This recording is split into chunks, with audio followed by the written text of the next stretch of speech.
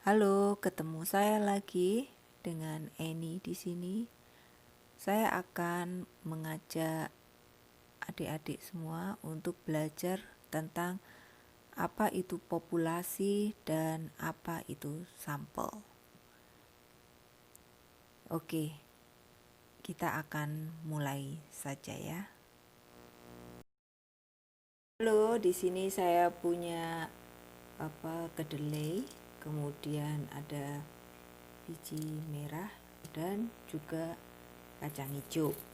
Nah, kita ingin melakukan percobaan apa itu populasi dan apa itu sampel. Kira-kira kita ingin mencampurnya ya, mencampurnya dengan proporsi yang sudah kita tentukan. Oke, kita simpan ini. Nah, kita sudah mendapatkan populasi kita.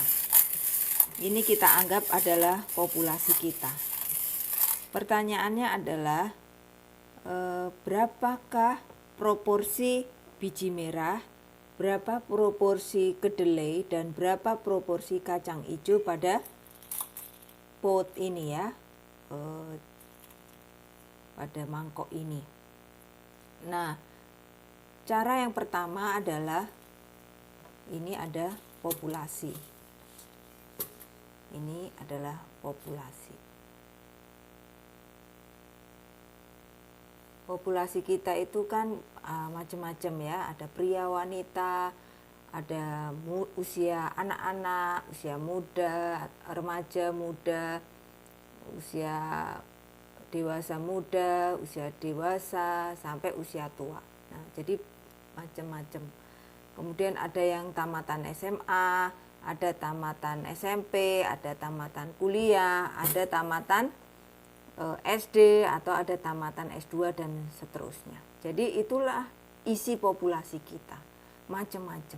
Nah, apabila kita ingin mengetahui dengan tepat proporsi masing-masing pria wanita dalam suatu populasi, kita ingin mengetahui dengan tepat berapa usia kelompok usia anak-anak, berapa persen kelompok usia muda, kita harus menghitung satu demi satu yang ada di populasi itu. Yang dilakukan oleh BPS, ya kan, namanya adalah sensus penduduk. Nah, sensus penduduk ini biayanya mahal ya, biaya mahal. Oleh karena itu tidak mungkin lah, dan waktunya lama, dibutuhkan waktu yang lama, dan tidak mungkin kan setiap perusahaan melakukan sensus karena akan butuh biaya yang mahal dan waktu yang lama. Sementara kita itu kadang-kadang harus cepat mengambil sebuah keputusan. Nah, saya ingin membuat sebuah percobaan seperti ini. Ya, misalnya populasi kita ini terdiri dari sekian biji merah, kedelai, dan kacang hijau. Kalau kita ingin mengukur dengan tepat proporsi dari biji merah itu berapa, kedelai berapa, kita tinggal menuangnya, menghitung satu-satu. Tapi itu membutuhkan waktu yang lama. Nah, bagaimana cara menghitung cepat? Cara menghitung cepatnya adalah dengan mengambil sampel. Sampel yang harus diambil itu harus bisa mewakili populasi. Ya. Pengambilan, oleh karena itulah ada, waktu saya belajar statistik, ada mata kuliah khusus teknik pengambilan sampel. Ya. Aduh, ada zaman saya itu salah satu mata kuliah yang paling sulit gitu ya. Banyak yang nggak lulus, harus mengulang. Nah, saya ingin mempraktekkan seperti apa sih konsep sederhananya teknik pengambilan sampel ini. Yang pertama, teknik pengambilan sampel itu ada dua. Yang pertama adalah probabilitas sampel dan non-probability. Probability sampling. Kalau probabilitas sampling, tadi teknik pengambilan sampel itu kan ada dua ya, probabilitas sampel dan non probability sampel. Nah, probabilitas sampel ini bedanya apa dengan non probability sampling? Probability sampling ini mensyaratkan bahwa setiap anggota populasi itu mempunyai kesempatan yang sama untuk terpilih dalam pengambilan sampel. Sedangkan non-probability sampling ini setiap anggota sampel tidak memiliki kesempatan yang sama, ya, yang sama untuk dipilih. Nah, ini saya akan berikan contoh tentang probability sampel. Nah, sebelum kita mengambil sampel untuk menghitung proporsi merah berapa, proporsi kuning berapa, proporsi hijau berapa, kita terlebih dahulu mengacaknya. Ya, sudah diacak ya. Nah, kemudian saya akan mengambilnya. Ya. Mungkin kita hadapkan ke sana lalu saya mengambilnya. Nah, ini saya mengambilnya. Lalu kita akan menghitung berapa proporsi sampel ini untuk memprediksi kira-kira proporsinya merah itu berapa, proporsinya hijau itu berapa, kuning berapa dari sampel. Nah, di sini kita menemukan bahwa proporsi dari kacang kedelai itu adalah jumlahnya adalah berapa? 6. Kedelai 6. Kemudian yang biji merah ada 6 juga biji merahnya. Biji merah ada 6. Dan kemudian kacang hijau ada berapa? 1, 2, 3, 4, 5, 6, 7, 14, 15. Tadi kacang hijaunya ada 15. Nah, jadi kita dari sampel ini tanpa kita harus menghitung satu-satu semua yang ada di populasi, kita bisa memperkirakan kira-kira berapa sih jumlah biji merahnya, berapa jumlah kedelainya, dan berapa jumlah kacang hijaunya. Dari sini kita total ada 12 tambah 15, 7, 27. Jadi kedelainya adalah 6/27, biji merahnya 6/27, dan kacang hijaunya 15/27. Nah, kita bisa lihat hitung prosentasenya. Ini dibagi 3, 2/9, 2/9, 5/9. Jadi kira-kira proporsinya seperti ini ya, proporsi kedelai dan biji merah proporsinya kurang lebih sama. Kemudian kacang hijau proporsinya sekitar 2 kali lebih banyak dari biji merah dan kedelai. Itulah yang bisa kita sampaikan ketika kita mengambil sampel atau memperkirakan sebuah populasi. Tentu saja ya, di sini sampel kita ini tidak persis benar dengan tepat seperti jumlah populasi yang sebenarnya. Nah, ada tingkat kesalahannya. Itulah yang dinamakan dengan error. Ya, standard error. Nah, ini semakin banyak sampel yang kita ambil, maka errornya itu akan semakin kecil. Tapi kalau semakin sedikit sampel yang kita ambil, errornya akan semakin besar. Nah, jadi itu adalah hubungan antara jumlah sampel dan error atau kesalahan atau penyimpangan nilai yang kita dapatkan dari sampel untuk memperkirakan populasi. Nah, di dalam statistik itu ada simbol-simbolnya. Kalau rata-ratanya untuk populasi itu disimbolkan dengan mu. Kalau sampel itu adalah X bar atau rata-rata. Kalau ini mean populasi dan ini rata-rata. Sedangkan untuk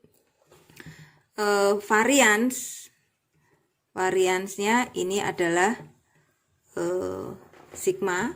Kemudian untuk populasi, ya, varian untuk sampel maksud saya itu adalah S, standar deviasi. Nah, untuk memperkirakan mu, ya, kita mengukur rata-rata untuk memperkirakan mu ini. Nah, rata-rata ini kan punya error. Oleh karena errornya berapa? Ya. Kita bisa hitung. Nanti ada hubungannya margin of error dengan jumlah sampel. Jadi margin of error itu keluar dari jumlah sampel yang kita ambil, dipengaruhi oleh jumlah sampel yang kita ambil. Nah, jadi yang ingin saya sampaikan di sini adalah bahwa statistik itu bukanlah sebuah angka yang mutlak, ya. Dia itu adalah sebuah garis bilangan yang isinya kecil-kecil. Jadi kalau kita lihat X bar kita ketemu di sini, atau kalau yang saya hitung ini adalah proporsi sampel saya itu yang saya perkirakan di sini, maka sebenarnya hasil dari perkiraan saya itu bukan ini, tetapi ada di sini 3 kali S dan minus 3 kali 3S, simpangan atau variasinya.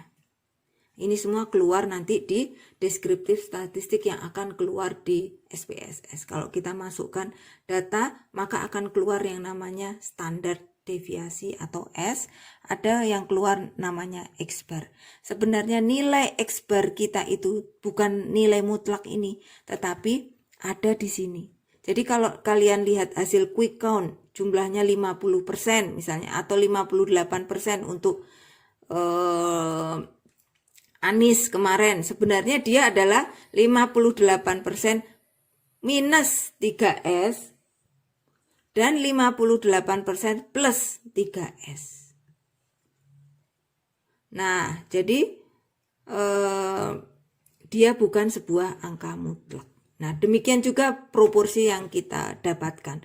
Tidak serta-merta bahwa tepat 2/9. Ya, 2/9 proporsi yang sebenarnya di sini. Tetapi kita memperkirakan, kita mengambil kesimpulan bahwa kacang hijau itu lebih banyak, ya, daripada biji merah. Banyaknya sekitar 2 kali lipat biji merah. Sedangkan kedelai proporsinya itu hampir sama dengan biji merah. Dan dia hampir sama dengan biji merah, ya. Artinya dia jumlahnya setengah dari kacang hijau. Nah, begitulah yang bisa saya sampaikan tentang cara penarikan sampel dan apa sih sebenarnya bedanya sampel dan populasi. Nah, yang kedua adalah tentang teknik pengambilan sampel.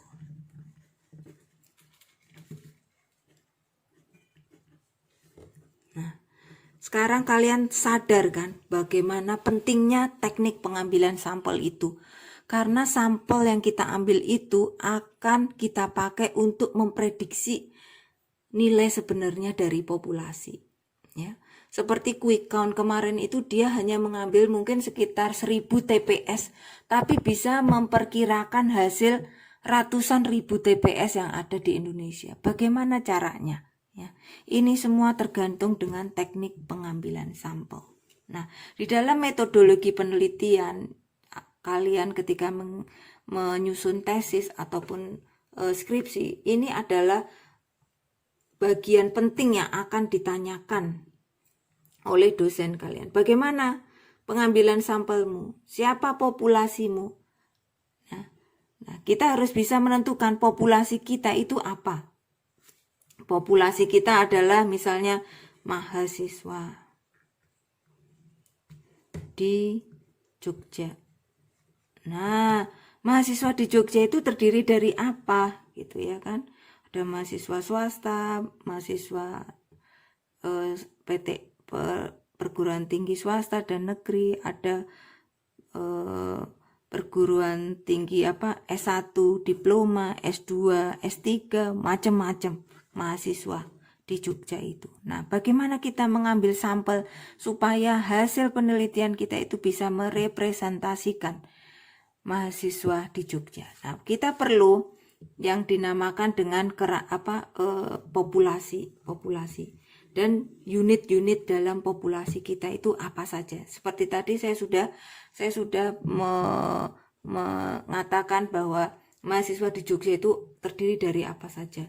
PTS, PTN, ada D3, ada S1, S2, S3.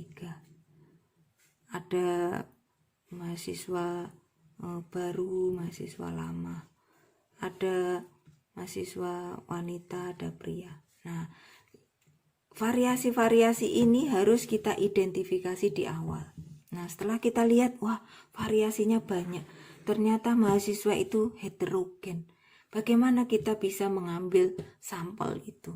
Nah, kita bisa memakai teknik pengambilan sampel. Ada tadi probabilitas sampel dan non-probability sampler. Yang biasa digunakan di dalam teknik untuk membuat sebuah tesis itu adalah non-probability sample, ya, non-probability sample. Karena ini juga lebih mudah, lebih lebih mudah, lebih murah, dan dari sisi waktu juga efektif, ya. Dari sini kita bisa ambil PTS itu ada berapa di Jogja, PTN itu ada berapa, lalu kita ambil perwakilannya untuk PTN dari list ini kita ambil berapa, dari PTN ini, lalu S1 berapa, S2 berapa, D3 berapa, kita ambil dari PTN 1 ini. Dari PTN 2 kita ambil S1-nya berapa, dari mahasiswa baru. Nah, di sini juga ada kelompok mahasiswa baru juga. Jadi kita harus rinci agar semua komponen atau unit populasi yang ada di variasi di populasi itu terwakili. Nah, dalam non-probability sample misalnya ada banyak hal teknik yang bisa kita gunakan. Salah satunya adalah consideration ya. Yang pertama misalnya waktu, yang kedua adalah biaya. Biasanya kalau saya waktu di konsultan, biaya saya untuk survei ini hanya misalnya 100 juta. Nah, 100 juta itu hanya untuk cukup membiayai misalnya 300 sampel. 300 sampel saja. Nah, 300 sampel tuh maunya saya 3 kota. Misalnya Jakarta, Surabaya, Bandung. Nah, Jakarta populasinya lebih banyak. Jakarta saya ambil 125. Ya kan? Sisanya Bandung misalnya 75. Ya kan? Surabaya misalnya, Bandung 100, Surabaya 75. Misalnya seperti ini namanya kuota sampling. Jadi berdasarkan kuota, karena ada keterbatasan biaya dan juga otomatis ya, biaya itu juga selinier dengan waktu juga. Nah, kalian bisa menentukan buka-buka teknik pengambilan sampel itu seperti apa. Tetapi setidaknya ini yang gambaran yang saya bisa berikan, bahwa kita tuh nggak bisa asal mengambil sampel, karena hasil penelitian kita ini akan tadi bersifat kuantitatif. Bersifat kuantitatif artinya bisa dipakai untuk membuat sebuah keputusan, ya. Nah, jadi keputusan itu harus berdasarkan data kan. Tapi data yang kita ambil itu benar atau enggak gitu. Itu kuncinya ada di pengambilan sampel. Nah, kira-kira demikian yang bisa saya jelaskan dalam teknik pengambilan sampel kita. Semoga bisa membantu.